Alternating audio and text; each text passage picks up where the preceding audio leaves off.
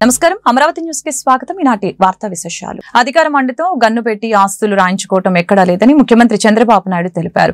ఎన్టీఆర్ భవన్ లో ఆయన మీడియాతో ఇష్టాగోష్ఠిగా మాట్లాడారు. వ్యాపారాల్లో వాటాలు తీసుకున్న ఘటనలు దేశ చరిత్రలోనే లేవని చెప్పారు.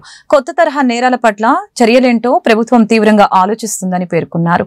అవినీతి గురించి విన్నాం కానీ వ్యాపారాల్లో వాటాలు లాక్కోవటం ఇప్పుడే చూస్తున్నట్లు తెలిపారు. తుపాకీ చూపించి మరీ ఆస్తుల్లో వాటాలు లాక్కోవటం మునుపెన్నడూ లేదని చెప్పారు. ముంబైలో మాఫియా బృందాలు కొన్ని ఆస్తుల్ని సీజ్ చేసే చట్టం ఉందని, ఆ అంశంపై సమాచారం తెప్పించుకుంటామని చెప్పారు. ఆస్తుల్ని పోగొట్టుకున్న వారికి న్యాయం చేయవలసిన బాధ్యత రాష్ట్ర ప్రభుత్వంపై ఉందని అన్నారు.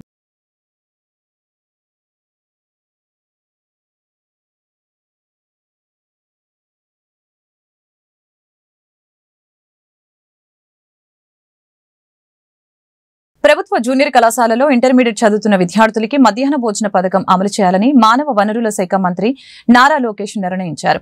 గత టీడీపీ ప్రభుత్వ హయాంలో 2018లో ఈ పథకం అమల్లో ఉండేది.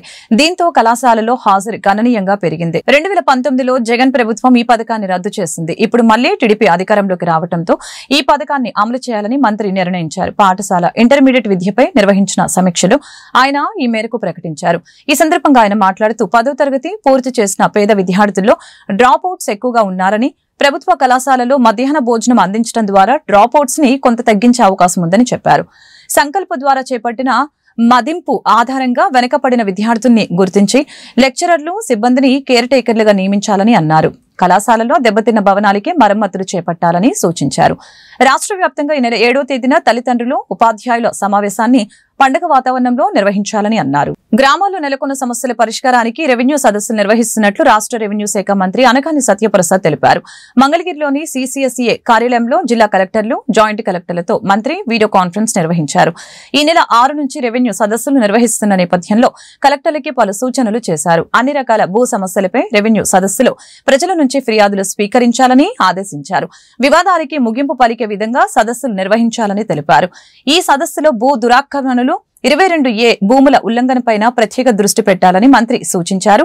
రాష్ట్రాన్ని పునర్నిర్మాణం చేసి పేదలకి సమస్యలు లేని పాలన అందించాలని సీఎం చంద్రబాబు నిర్ణయించారని మంత్రి వెల్లడించారు. ఇల్లు లేవో, గ్రామ స్థలాలు లేవో ఇళ్ళకి వాళ్ళకు కూడా తప్పకుండా వాళ్ళకి ఇచ్చే విధంగా, అలాగే ఏదైతే నూతనంగా పెట్టుకున్నటువంటి రేషన్ కార్డు కూడా ఏదైతే ఉందో అది ఆ సమస్యలు కూడా, ఇలాంటి సమస్యలన్నీ కూడా ముఖ్యంగా రెవెన్యూ సమస్యలన్నీ కూడా తీర్చే విధంగా, ఒక కాన్ఫిడెన్స్ బిల్డప్ చేసే విధంగా ఎవరైతే ప్రతి ఆఫీసు తిరుగుతూ ఉన్నారో తిరగాల్సిన అవసరం లేకుండా రాబోయే రోజుల్లో ఎటువంటి గ్రీవెన్స్, అంటే కొన్ని గ్రీవెన్స్లు అన్సాల్వబుల్ ఉంటాయి, అలాంటివి కాకుండా కొన్ని సబ్సిడీస్ ఉంటాయి, అలాంటివి కాకుండా మిగతా సాల్వబుల్ అన్నీ కూడా తప్పకుండా చేయగలిగింది ఎక్కడే చేసి, చేయలేని అన్నీ కూడా టైం బౌండ్ పెట్టుకుని తప్పకుండా చేసే విధంగా ముందుకు వెళ్తాం. అలాగే ఏదైతే గ్రామాల్లో లీజ్ కూడా ఇచ్చినటువంటి భూములన్నీ కూడా ఈ యొక్క రెవెన్యూ సదస్సులో తెలుసుకుని వాటి యొక్క స్టేటస్ కూడా, అంటే లీజుకు తీసుకునే ఉంటాయి, ఎలిమినేషన్కి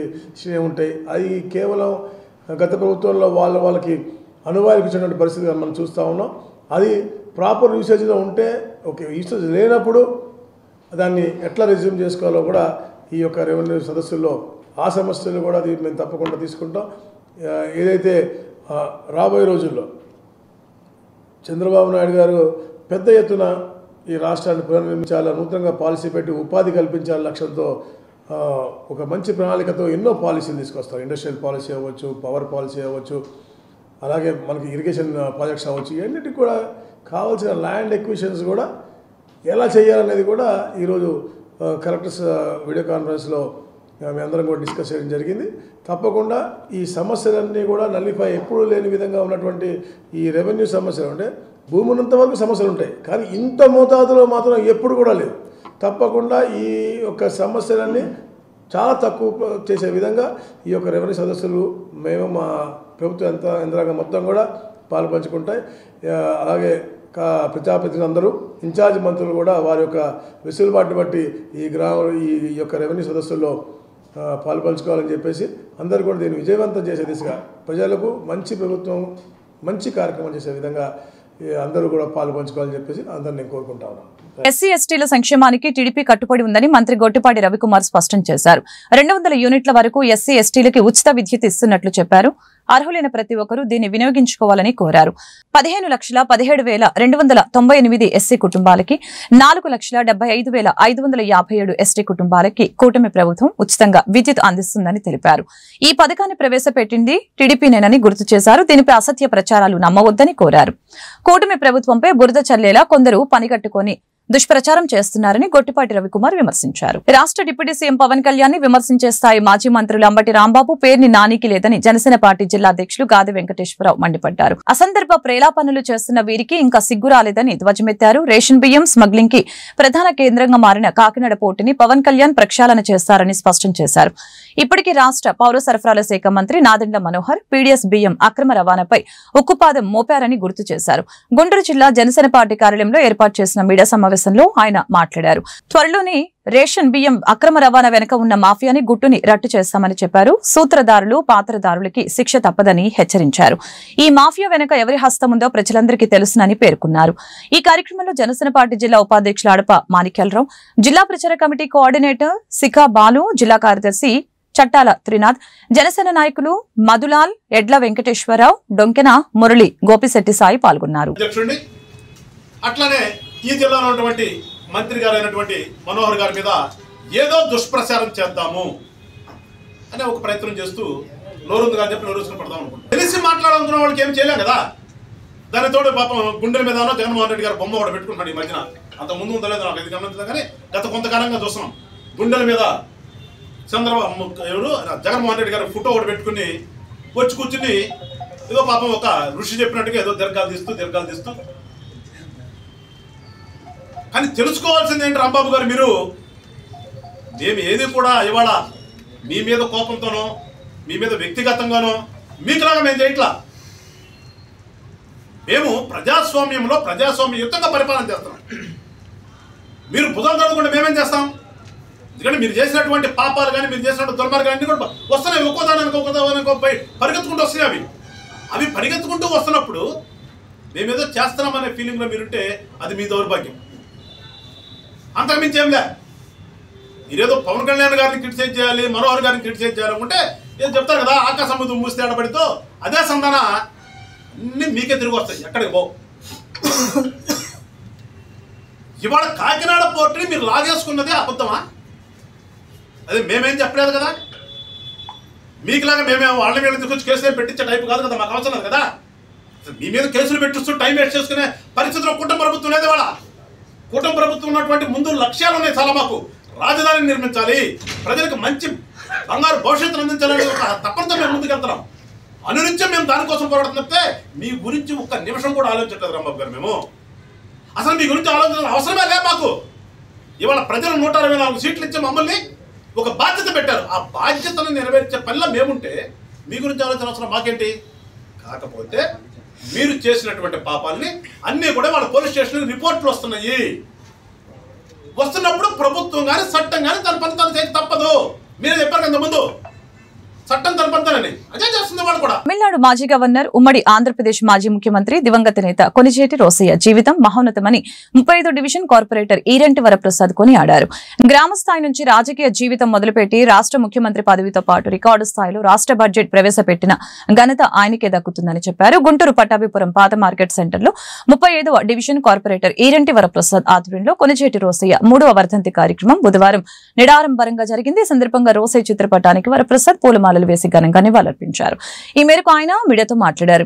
రాష్ట్ర ప్రజలకు కొణిజేటి రోసయ్య చేసిన సేవలను గుర్తు చేశారు. అజాత శత్రువుగా అందరి చేత మన్ననలు పొందిన గొప్ప నేత కొణిజేటి రోసయ్య జీవితం నేటి రాజకీయ తరానికి ఆదర్శమని చెప్పారు. కార్యక్రమంలో ఆర్యవైశ్య నేతలు కల్లం శేఖర్ తదితరులు పాల్గొన్నారు. అందరికీ నమస్కారం. ఈ రోజున ఆర్యవైశ్య పెద్దలు, తమిళనాడు మాజీ గవర్నరు, ఆంధ్రప్రదేశ్ ఉమ్మడి రాష్ట్రంగా ఉన్నప్పుడు ముఖ్యమంత్రిగా చేసిన శ్రీ కొణిజేటి రోసయ్య గారి 3వ వర్ధంతి సందర్భంగా ఇక్కడ పట్టాపురం పాత రైతు బజార్ సెంటర్లో వారికి నివాళి కార్యక్రమం ఏర్పాటు చేశాము. ఈ సందర్భంగా పెద్దలు కోయిలమూడి రవీంద్ర గారు, దేగల ప్రభాకర్ గారు, మనోహర్ మోహన్ కృష్ణ గారు, ఇలా తెలుగుదేశం పార్టీ నాయకులు, అట్లాగే వివిధ ఆర్యవైశ్య పెద్దలు అందరూ కూడా వచ్చి కొణిజేటి రోసయ్య గారిని ఈ ఘనంగా నివాళులు అర్పించి వారు చేసిన సేవలను స్మరించుకుంటూ ఉన్నారు. మేము కూడా కొంజేటి రోషయ్య గారు ఆ పార్టీలో ఉన్న ఏ పార్టీ అని కాకుండా అతను అందరి మంచి ఆజాత శత్రువు అని చెప్పి స్మరించుకుంటూ వారికి ఘనమైన నివాళులు అర్పిస్తూ వారు చూపిన ఆశయ సాధన కానీ వారి స్ఫూర్తిని కానీ తీసుకొని కొనసాగుతామని చెప్పి ఈ సందర్భంగా తెలియజేసుకుంటా ఉన్నాం.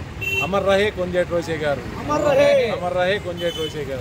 ఆదాని ముడుపుల వ్యవహారంలో ఎఫ్బీఐ ఛార్జ్ షీట్ లో తన పేరు లేదని చెప్పి జగన్ అతి తెలివిగా ప్రదర్శించారని కాంగ్రెస్ పార్టీ ఏపీ అధ్యక్షురాలు వైఎస్ షర్మిల విమర్శించారు.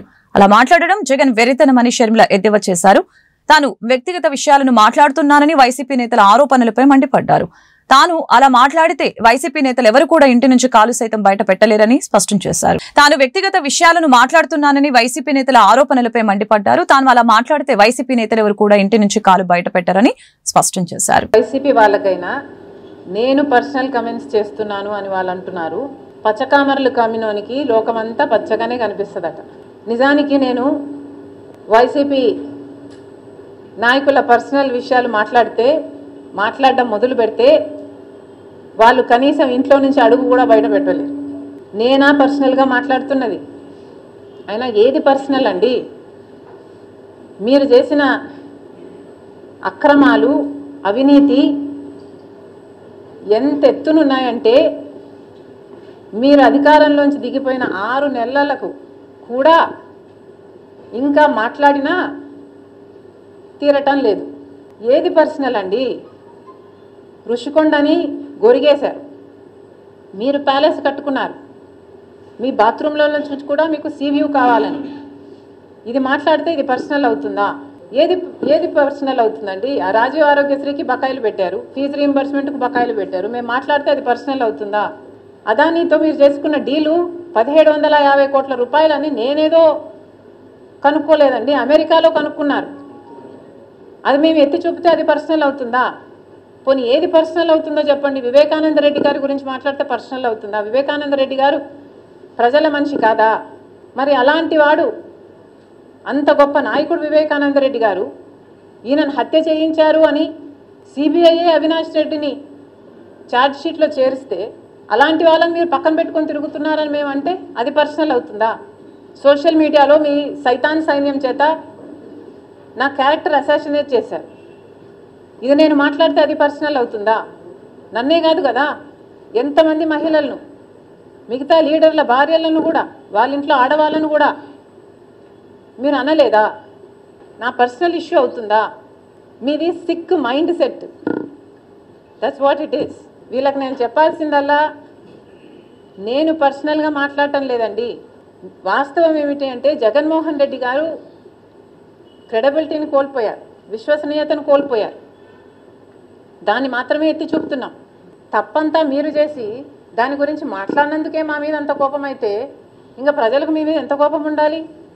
అందుకే కదా మీకు 11 ఇచ్చింది. రేషన్ బియ్యం నిల్వ చేసిన స్టెలాయిల్ ఫనామా నౌకలో మరొకసారి అధికారులు తనిఖీ చేపట్టారు.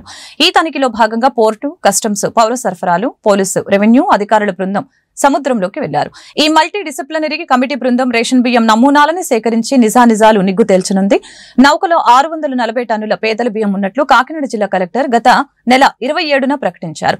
29న రాష్ట్ర ఉప ముఖ్యమంత్రి పవన్ కళ్యాణ్ కాకినాడ పోర్టులు సందర్శించి ఇక్కడి భద్రతా వైఫల్యాలు, కీలక శాఖల పర్యవేక్షణ లోపాలపై సంచలన వ్యాఖ్యలు చేశారు.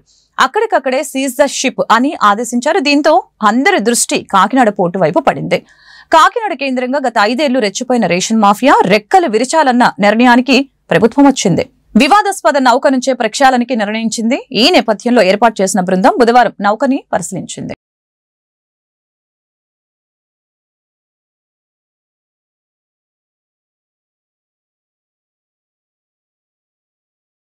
విధి నిర్వహణలో సినిమా పాటలో స్టెప్పులు వేసి సస్పెన్షన్ కి గురైన Tuni RTC depot driver Lovaraju మంత్రి నారా లోకేష్ ను కలిశారు. తన సస్పెన్షన్ రద్దు చేయించి తిరిగి విధుల్లోకి తీసుకునేలా చొరవ చూపించిన మంత్రిని కలిసి కృతజ్ఞతలు తెలిపారు. కాకినాడ జిల్లా తుని ఆర్టీసీ డిపోలో లోవరాజు అవుట్ సోర్సింగ్ విధానంలో డ్రైవర్ గా పనిచేస్తున్నారు. అక్టోబర్ 24న బస్సు రౌతులపూడి నుంచి తుని డిపోకు వెళ్తూ ఉండగా మార్గం మధ్యలో కర్రల లోడ్తో ట్రాక్టర్ అడ్డొచ్చింది. చిన్న రోడ్డు కావటం బస్సు ముందుకు వెళ్లలేని పరిస్థితిలో బస్సును నిలిపివేశారు. ఈలోగా ప్రయాణికులకు వినోదం పంచడానికి లోవరాజు సరదాగా సినిమా పాటకి డాన్స్ చేశాడు. దీన్ని ఓ యువకుడు వీడియో తీయడంతో వైరల్ అయింది. సోషల్ మీడియాలో డ్రైవర్ చేసిన ఈ డాన్స్ చూసి మంత్రి లోకేష్ మెచ్చుకున్నారు. సోషల్ మీడియాలో డ్రైవర్ చేసిన డాన్స్ చూసి మంత్రి మెచ్చుకున్నారు. ఈలోగానే నిబంధనలు ఉల్లంఘించారనే కారణంతో అధికారులు ఆయనకు సస్పెన్షన్ చేశారు. ఇది మంత్రి లోకేష్ దృష్టికి రావడంతో సస్పెన్షన్ ఉత్తర్వులు రద్దు చేయిస్తానని హామీ ఇచ్చారు. అమెరికా నుంచి తిరిగి వచ్చిన తర్వాత వ్యక్తిగతంగా కలుస్తానని లోవరాజుకి మాటిచ్చారు. ఈరోజు తన కుటుంబ సభ్యులతో వెళ్లి మంత్రిని కలిశారు. ఈ సందర్భంగా లోవరాజు యోగక్షేమాలని అడిగి మంత్రి అన్ని విధాలా అండగా ఉంటానని భరోసా ఇచ్చారు. ఈ వార్తలు ఇంతటితో సమాప్తం. మరొక బులెటిన్ మళ్ళీ కలుద్దాం. నమస్కారం.